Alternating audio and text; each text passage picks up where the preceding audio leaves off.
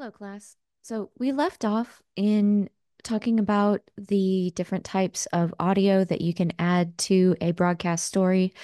One of them was, of course, a sound on tape or a SOT, and that is also referred to as a soundbite or an actuality.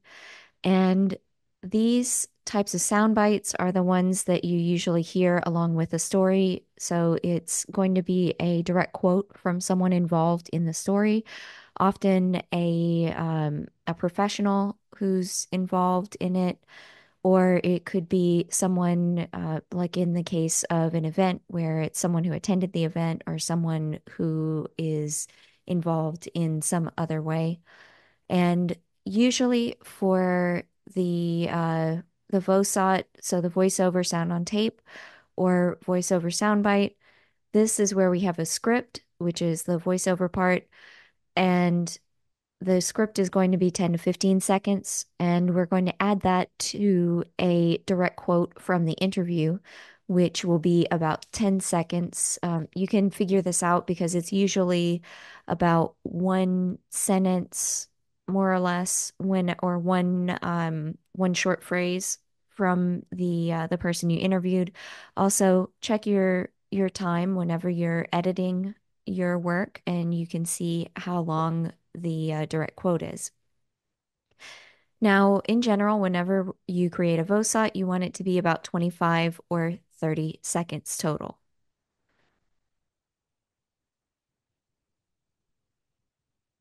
Now, the other kind of sound you can add is a natural sound, and these are sounds related to your story.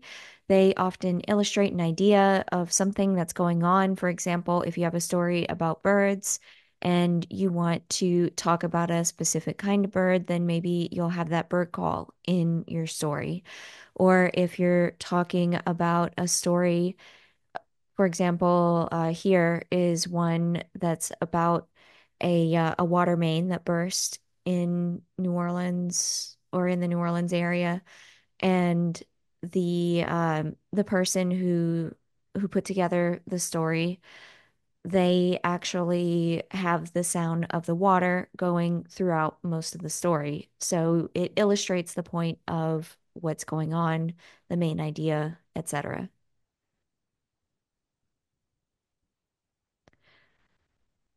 Now, another kind of news story is a package report. And packages are going to be the longer narrative form, especially when we talk about traditional TV broadcast or radio news. These are, generally speaking, they're supposed to be about 1 to 3 minutes. Some places will start having longer reports nowadays. Often, when you look at the ones on NPR, they're closer to 6 minutes. And these kind of led the way for the idea of the podcast where we get into like 20 or 30-minute reports about a specific topic. Now, the package report is going to follow more of that traditional news style in its build. So not only do you have the lead and an ending, but you have all the pieces in the middle. So we look at a lead, a bridge, a background, a body, and a tail. And the package report is going to offer a more detailed explanation of whatever the topic is, and they usually include specialized graphics, sound bites. There will be voiceover video in there, and there's also something called a stand-up. And the stand-up is when the reporter appears on screen, and they're usually gesturing to something specific related to the story. So they have a reason to be on screen in addition to just being there to give a visual presence during the story.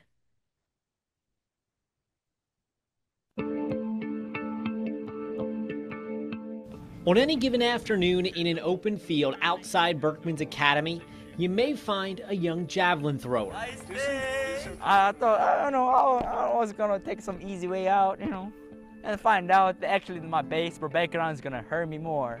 That's Ray Park, and yes, he has an extensive baseball background. But you don't know him, nor should you, and that makes Ray very happy. When I came to Opelousas, Louisiana, nobody cared who I am. I was just one of them. That was the best feeling I never had, you know? Here in America, Ray is your typical 20-year-old. Back home in Seoul, South Korea, Ray is the son of gold medal winning boxer Park Si-hun. To me, it was nothing, but to other people, it was everything, you know? And they want to keep the legacy. See, Ray's story began here, 11 years before he was even born. In the 1988... All right, so I'll let you watch that particular package report yourself, but the you know, it's a personality profile feature on this particular athlete, Ray Park, and they go into his background and have a really good build explaining why they're profiling him and all those kinds of things. And one other item that you heard just now at the beginning of the package report, you'll notice that they had some background music going too. And background music can add a lot, especially if we're talking about a radio only format or an audio only format. The main thing, if you do decide to use music whenever you're recording a report, is make sure that you're using something where you have the rights available to you to use it. Otherwise, you're free to use different things.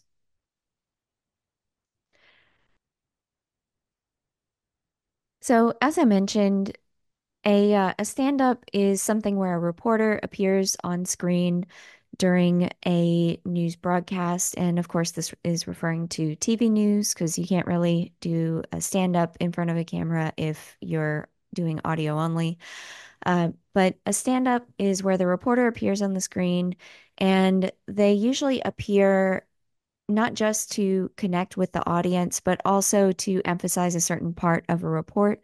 There may be a particular aspect that they want to highlight for the audience, whether it's, in this case, the person starts mirroring what people would do if they need to drive to the airport, or it could be something where maybe they're talking about a garbage pickup and they appear next to a trash can, that kind of thing. And a stand-up can be part of a beginning, middle, or end of a report. The new airport terminal opens November 6th. The old one, a lot easier to get to, but this one, not so much. Don't worry, I'm going to show you exactly how to get there. Just like the old terminal, you'll hop on I-10 West, but this time you'll pass up the old access road and get off on Loyola Drive. Then turn left on Loyola. Next, you'll continue straight, and where you see the construction is where you'd normally get to the access road. Check-in is on level 3. Travelers should arrive to their gates at level 2. To locate baggage claim, go down to level 1. The new terminal also... All right. And as you watch her report, you'll see that, well, first of all, you can hear that she also is refining it a little more using some background music. She also included some of the audio from the terminal, from the airport, to help bring you into the airport area a little more. And she also includes some graphics in here where you can see all of the different parking options and that kind of thing. So definitely a great explainer type of package report.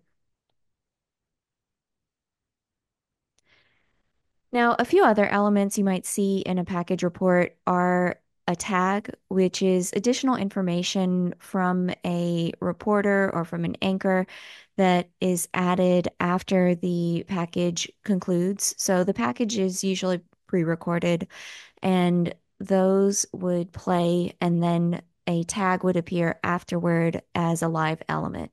for the package report.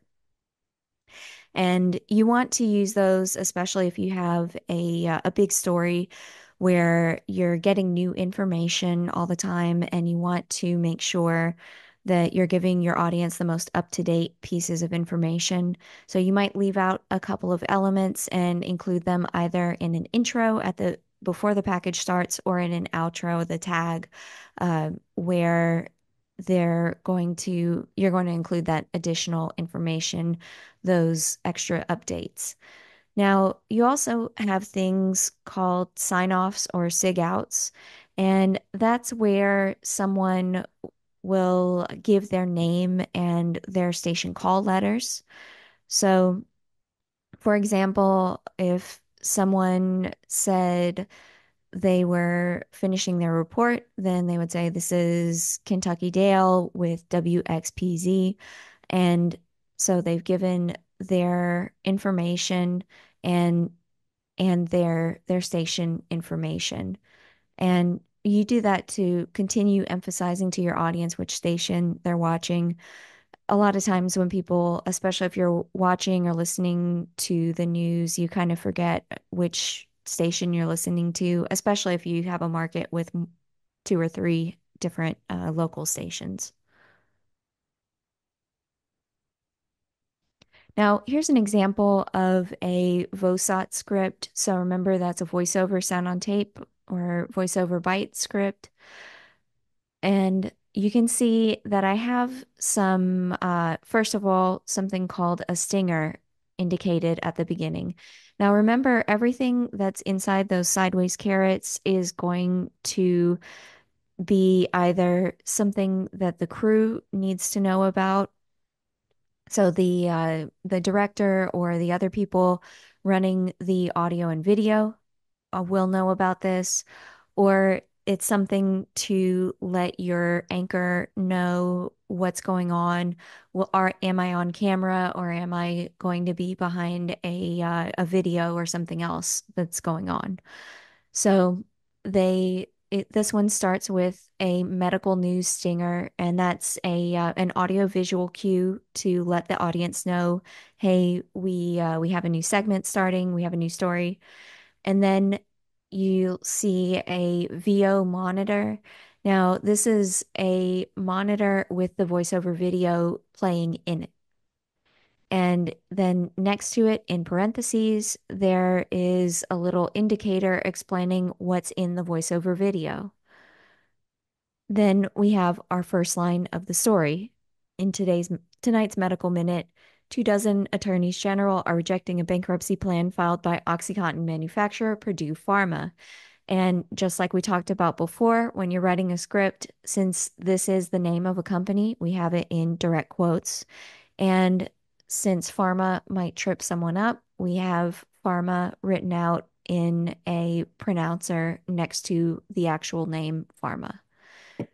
So, first line is usually on screen, and then you have your video or your graphic or whatever it is that it needs to go up. You'll have an indicator saying that your voiceover video needs to be full screen or that your graphic needs to be full screen. And then,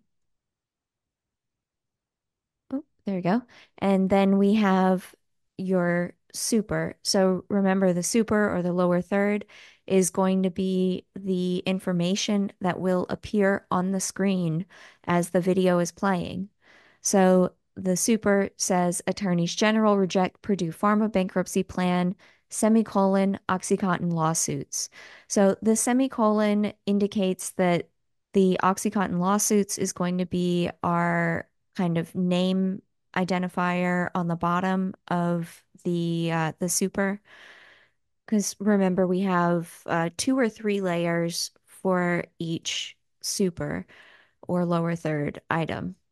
So you have your primary information, which is essentially the a shortened version of what you might have as your article title. And then you have either the location information or the general information in that second part. And then we have the rest of our script. and it ends those payments, dot, dot, dot. Remember, that's instead of a comma, we have the ellipsis right there, the three dots. However, dot, dot, dot, do not have a fixed timeline. And then we have our little sideways carrots telling us that we have a new element, and that element is our SOT, or sound on tape. So we have take sound on tape, so take SOT. And the then we have the information for the sound on tape. First, we have our super or lower third, which reads Maura Healey, so the name of the person speaking, and then her title, which was Massachusetts Attorney General. And that super information again is given in parentheses. Then we have a colon, open quotes. What the Sacklers are offering is a way for the payments to be structured that makes it convenient for them, period, close quotes, and then close SOT element. So anytime you have a new item coming in, we need to know what it is.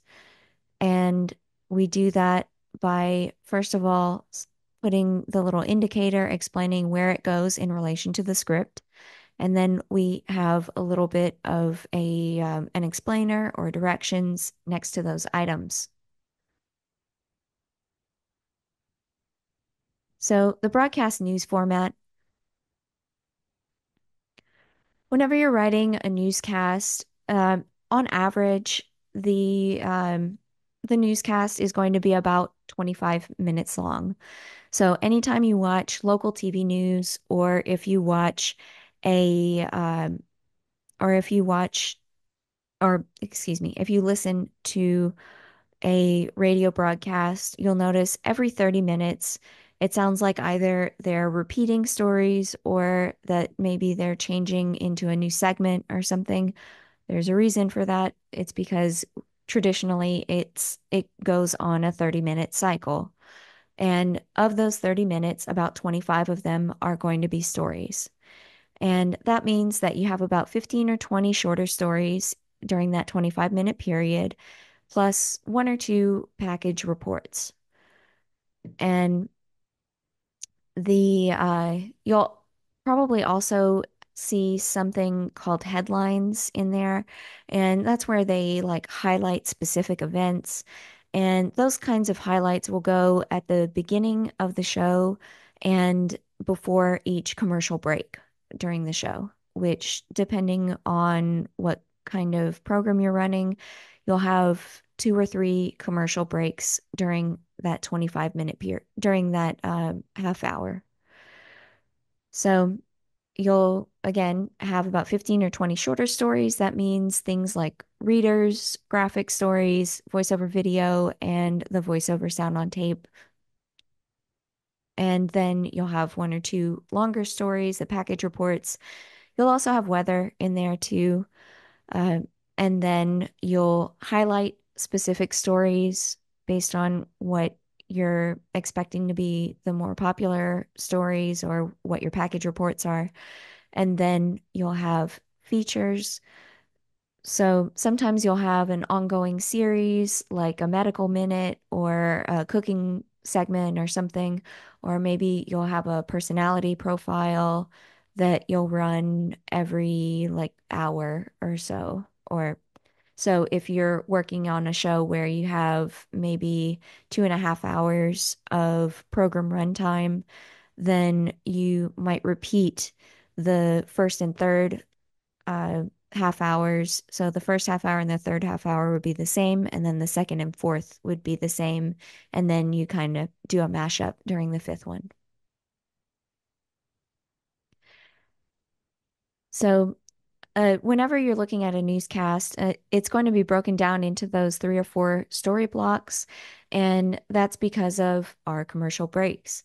So you'll have maybe the first block and then a commercial break, second block, commercial break, third block, commercial break, and then depending on how long each of those blocks is, you'll either go into a new half hour of programming or you'll move on to your fourth block if you have a short one at the end. And this is very similar to radio and podcast programming. The next time you listen to a podcast, listen for and kind of check your watch whenever you notice that they're including a commercial or a particular like a lead in to a new section of the podcast. You'll notice that it's about every 10 to 15 minutes that they'll have a new section that starts. And the top stories at the beginning of each block are going to be your most important stories, the ones that are going to emphasize something that's happening right now or something that maybe your audience was talking about a lot online. So it might be something that has a higher urgency level than some of the other stories you have in the block. And part of the reason why we do this is because it's kind of similar to the reason that you have an inverted pyramid style whenever you write a story. The things that are at the end of the block are the things that will get cut if you're running out of time. So just like with the inverted pyramid, where you have things that maybe are still important enough to be there, but not so important that if it gets cut, people won't understand what's going on. You kind of you want to position your information in each block in the same way.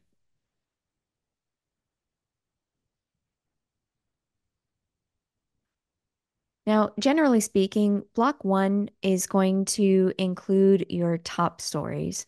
And most of the time, these are going to be the headline news type of things, like crime, politics, things that are considered more quote unquote serious.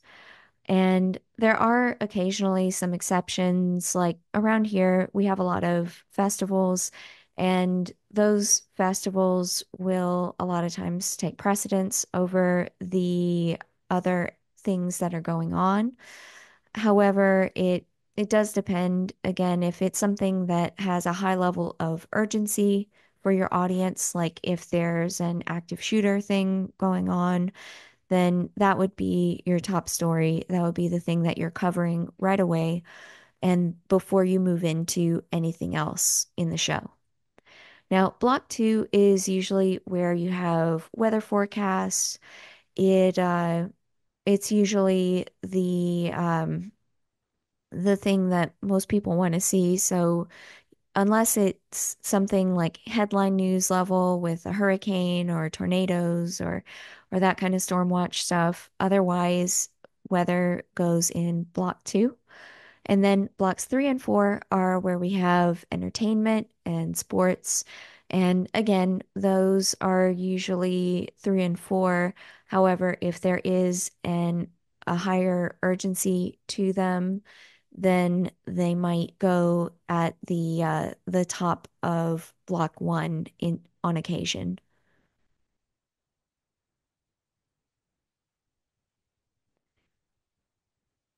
So again, headlines are something where we're highlighting top stories in a news broadcast.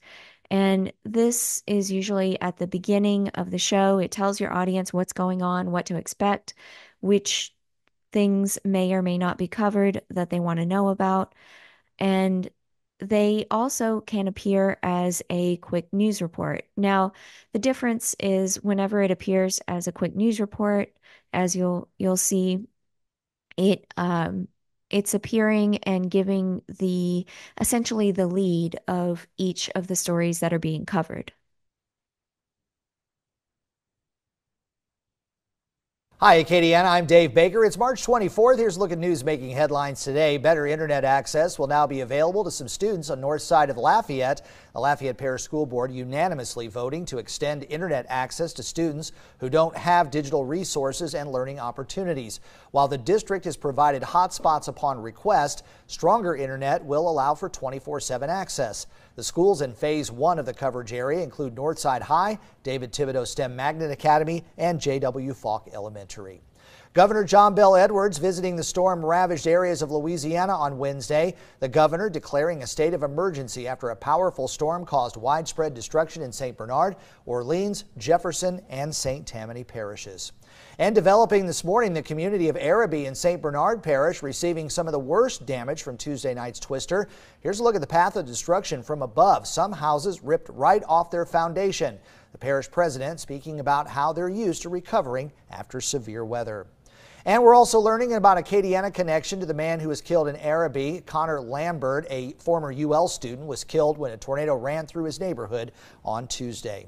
St. Cecilia School in Broussard hosting their annual fun shoot and Cajun cook-off this weekend, and there's still time for you to sign up. The event happening Sunday at the Wilderness Gun Club on Wilderness Drive here in Lafayette. It'll start at 7 a.m. with a sunrise mass and a shooting competition following. After that, the Anything Over Rice Cajun cook-off. Temperatures today getting up to about 73 degrees with plenty of sunshine. All right, so as you could hear, it does have a very kind of quick quality to it, and you'll hear that a lot in the traditional broadcasts as well. Whenever you watch TV or listen to a radio news broadcast, they're going between stories, and you want to like have them make sense going together, but also sometimes you have a few different topics that you need to cover, and so they might be jump around a little bit in between stories. All right, so your broadcasting project. Now, for your broadcasting project, you are going to write 2 VOSOTs, so remember those voiceover sound on tapes, or 1 package report. And whether you do the 2 VOSOTs or 1 package report, you need to have 2 direct quotes from an interview. You may use the interview that you had for writing project 4 or 3. So if you want to use your interview that you've been using, you can use that. Uh, you can also do a new interview if you like, and a new story. You aren't stuck with the same topic. You can do a new one.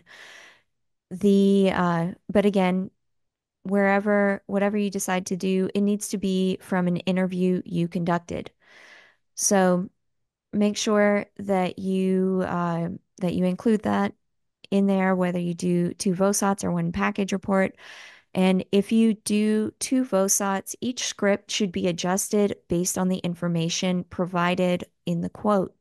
So whenever you are writing your script, it might start out basically the same because you're talking about the same topic. However, you need to change your transition into the direct quote.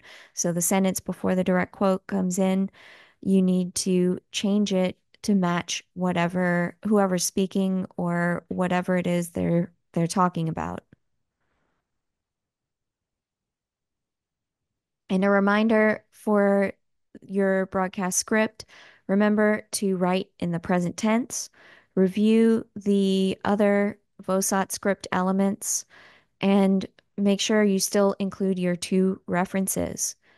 And of course, if you have a new interview, then include a video or audio clip of your new interview.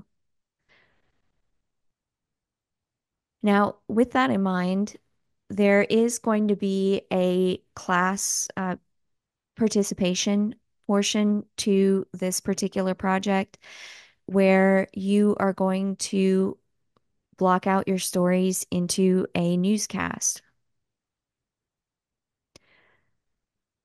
So everyone is going to put together something that they're going to read and present in class. And this can be pre-recorded, or you can do live presentations. Generally speaking, I found it works better whenever everyone does live presentations and then you play the audio or video clip of your given person or people. Now, if you're doing a package report, it might be easier if you pre-record it. it depends on you.